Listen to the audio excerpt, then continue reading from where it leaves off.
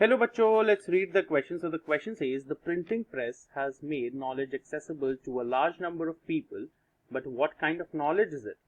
Is it of any lasting character? Books have become commonplace, and when we say that books like the Sexton Blake series sell like hotcakes, we have an indicator of the type of knowledge the average person in vast crowds seeks.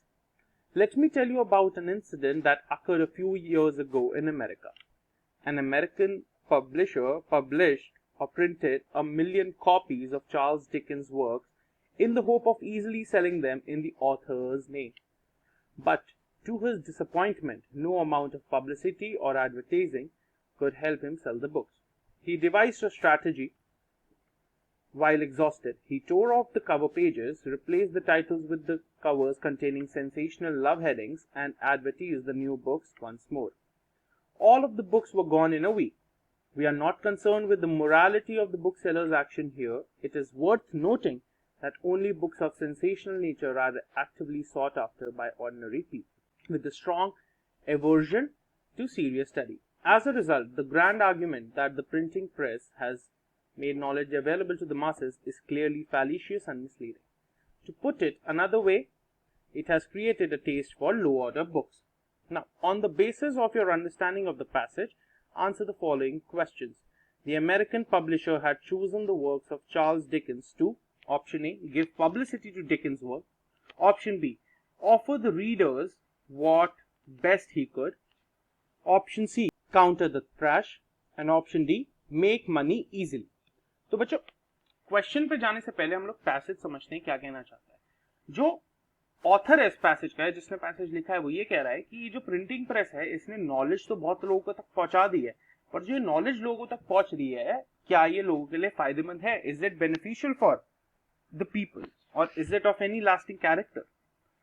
अब जो publisher है इस passage का, जो author है इस passage का, वो एक एग्जाम्पल लेता है एक सीरीज का, सेक्सटन ब्लेक सीरीज, जो बहुत ज्यादा बिकी थी. It's like hot cakes.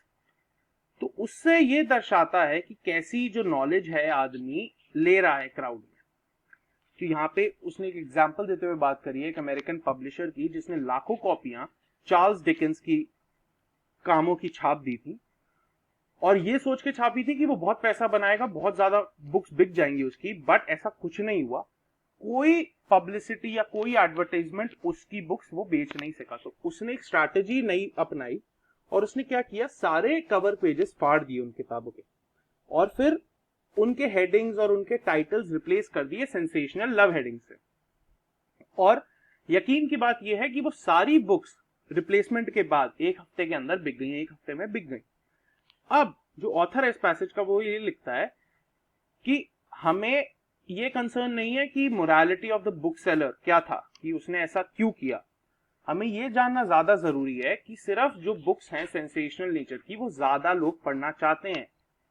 तो ये जो प्रिंटिंग प्रेस इतनी बुक्स पहुंचा रहा है लोगों को, क्या ये किसी गलत डायरेक्शन में लोगों को पढ़ने में राह दे रहा है या क्या? तो एक डेवलप कर दिया उसने taste among the masses for low order books. तो क्वेश्चन यहाँ पे ये है कि the American publisher had chosen the works of Charles Dickens to. अब सबसे पहले हमें ये समझना होगा कि चार्ल्स डिकेंस कौन थे. Charles Dickens. So Charles Dickens was one of the most famous novelist of his times. उनकी आज भी किताबें हम लोग पढ़ते हैं, हमारे सिलेबस में भी होती हैं. So one of the most famous novelists, बहुत ज्यादा फेमस थे, उनकी बुक्स बहुत बिकती थी. तो अगर पहला मैं ऑप्शन देखूं कि give wide publicity to Dickens works, उनको पब्लिसिटी की ज्यादा जरूरत नहीं थी, because he was very famous without the publicity as well, क्योंकि उनकी किताबें इतनी अच्छी थी. Second, option B. तो ऑप्शन ए हम रिजेक्ट करते हैं. Option B, offers the reader what best he could. नहीं, उसको बहुत जल्दी पैसा बनाना था, बेस्ट और भी चीजें थी, पर उसने जरूरी क्यों समझा चार्ल्स डिकेंस की छापना? क्योंकि Charles Dickens was very famous, right. Now फिर तीसरा ऑप्शन है थ्रैश. तो वो भी ऐसा नहीं था, थ्रैश बुक्स नहीं बनाते थे वो. पर जो चौथा ऑप्शन है वो सबसे इजी है, क्योंकि उसने ऑथर की पब्लिसिटी को लेके पैसे जल्दी बनाने का सोचा, राइट. तो the correct option would be make money easily. Option number D. The correct answer is option number D, make money easily. I hope you understood it well. Best of luck.